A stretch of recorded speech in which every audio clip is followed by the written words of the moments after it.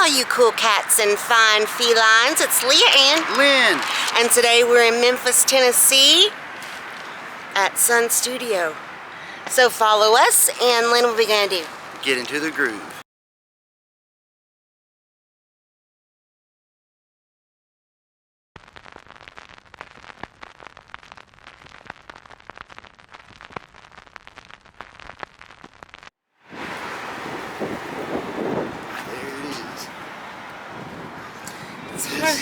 This is the door.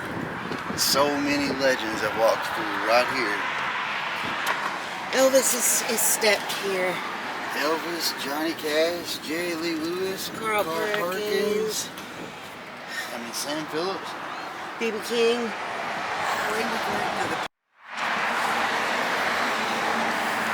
That's awesome. I love it. You look great in it, Lynn. Thanks. I love it.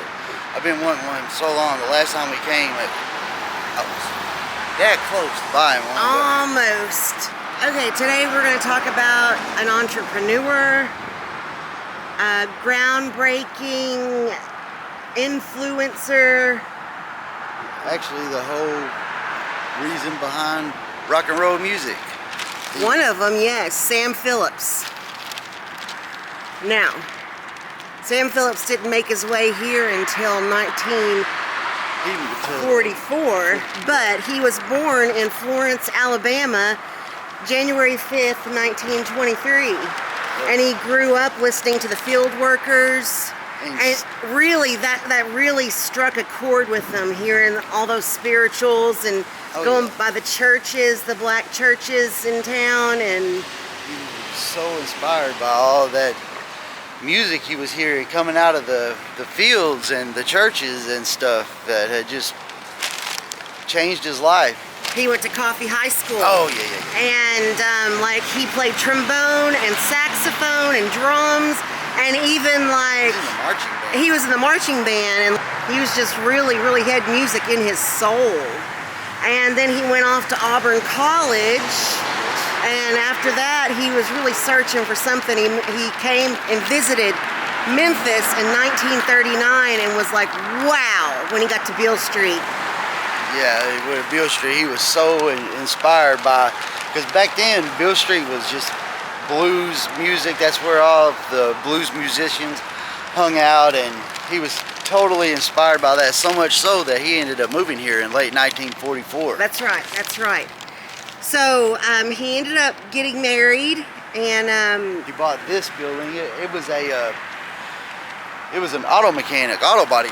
It was either auto body or auto mechanics store before that. Yes. And then here at 706 Union Avenue, and in 1950, he turned it in here to Sun Studio. That's right.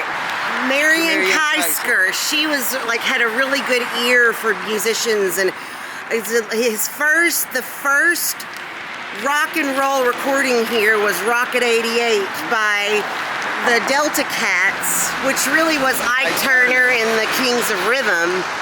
And reason why it was like rock and roll, on the way here, their amp had fallen out of the car and broke. Yeah, and they fixed it with just shoving paper towels in there, and it had a dirty, gritty sound to it. And Sam liked it. Yeah, it was actually the best thing that could have happened. Had that not happened, because whenever the amp broke, it broke the tube in there, so of course it gave the guitar a different sound, and that's the sound you hear in the music in the song Rocket 88. Oh, and it sounds so good. Oh my gosh, every time it starts you just get chill bumps. And the thing about Marion Keisker, she was the thing about Marion Keisker? She was secretly in love. She was in love with Sam Phillips, but he was married. Yeah, but she worked for him for years. And something significant happened in 1953. Elvis came in here and recorded My Happiness for his mother. He paid $4. And they put it on an acetate, and he took it and played it, had it recorded for his mother. And then they were trying to think of somebody to sing a ballad, and Marianne was like, "Where's that ballad guy? Young white guy." Yeah, he thought she thought his voice was really unique. So they brought Elvis in 1954. July of 1954, and They were trying to record with him, and like nothing was working. He was trying to give them what he thought they wanted. Yeah. He was trying to be that ballad singer, but they thought that he had something else. He had, you know, what they were looking for, Something which he unique. did. And so when they turned off, finally Sam was like, let's quit for the day. Yeah, so they turned off the recording equipment, and Elvis and Scotty Moore just started playing, and he was like, Sam went outside and he heard them from outside. He was like, just jamming, and he was like, that's what I'm looking it. for. That's it, kid. So he went back in there and recorded It's All Right, Mama. And that's such a great song too. Every time it comes on, I get chill bumps. Yeah, he had a guy that worked for him named Jack Clement that was, he would take over when Sam was out of town or on, you know, business trips or vacation. Well, Sam was in Florida one time on vacation. Jack Clement was here. Someone came into this door right over here while Marianne Keisker was sitting at her office. He came into and he was like, hey, I'm a pianist and I would like to, you know, play something. And he went in, his name was Jerry Lee Lewis. And he went in and he played for Jack Clement, and Jack was like, he was very unsure because the music, he didn't know what kind of music that was. He didn't know what category to put it in. It was crazy. What to call it, but he knew he really had something, and you know, he eventually talked to Sam about it, and he became Jerry Lee Lewis. Crazy Arms was the first recording that he did here, which is my favorite Jerry Lee Lewis song. And I mean, after like Carl Perkins, B.B. King, Roy Orbison, Johnny Cash, another artist. I mean, all these people walked through this door and recorded here. Jerry Lee Lewis and Carl Perkins, Johnny Cash, and Elvis. The media got wind of it and they dubbed them the $1 Million Quartet. And that's it. And that's a picture of them in there, right there. And if you can go and look up this actual recording, you can hear the conversation that they had. Yeah, it's just they're just having fun. Yeah, all they were doing was having fun. But you know what? It sounded amazing. And this is where all the rockabilly started. In 1955, Sam Phillips, he sold Elvis's contract to RCA Records for $35,000, which in today's money is about $500,000. Yeah, around $400,000. And they signed it in the lobby of the Peabody. They signed that contract in the lobby of the Peabody. The contract is actually in there. We just got some cool video footage of it. But the money that he got from that, he invested it in the Holiday Inn chain hotels, and eventually it ended up doubling, quadrupling, and he made a lot of money. You know, invested. He was a very smart man. You know, he was. He knew he had that money that he got, a big chunk of money from.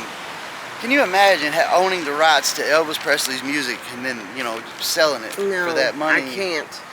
That would be insane, and and a lot of people thought he was insane because a lot of people thought he was insane because he was trying to like integrate, mix the black and the white music together, and people thought he was crazy, so much so that they had him committed to a nut house where he underwent electric shock therapy, which is like terrible. Yeah, that's close to the next. Here he is, like an innovator, entrepreneur, amazing human being, and they're giving him. I mean, they didn't understand him. He was so torn. All he was trying to do was have equal rights for everyone.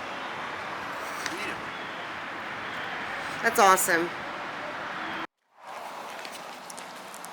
So right around the corner from Sun Studio is Sam Phillips Recording Service, Inc.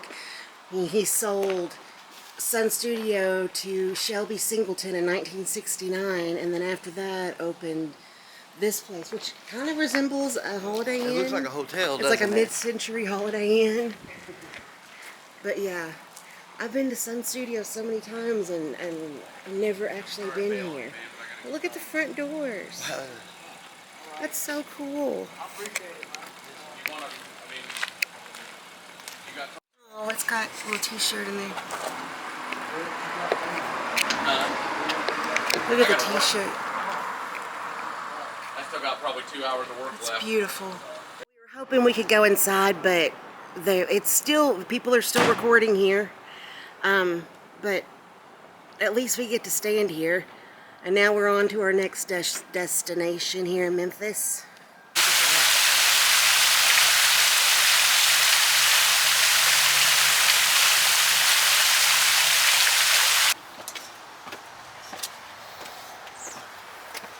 Up the spiral staircase. It's beautiful. Look at that. Wow. It's like a skylight. Yeah. Go ahead.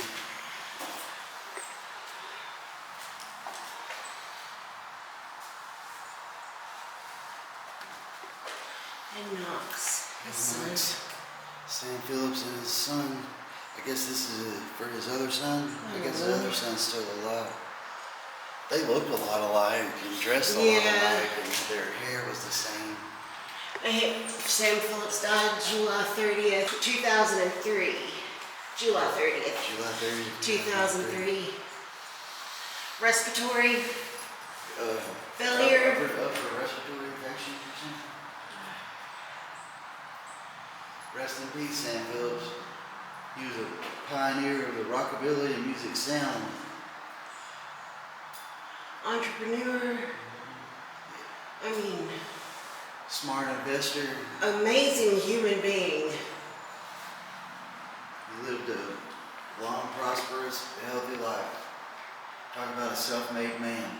And we mentioned earlier he was born in Florence, Alabama. That's right close to Muscle Shoals, which, if anybody, music lovers know, so many good, like it has, it's right on the river, and the Native Americans called it the river that sings. And everything that came out of Muscle Shoals, all the records, it had a sound. It almost sounded like a flow, like a river flowing. But Sam carried some of that to Memphis with him, I feel like, and created his own sound. Wish we could have met him. Yes, I would love to meet his son, because his sons used to help him, like whenever Jerry Lee Lewis, or they had their albums printed on vinyl at the press shop, that his sons would help, and Jerry Lee Lewis and Carl Perkins, they would all carry boxes and boxes of the records that they were printing on the press out to the vans.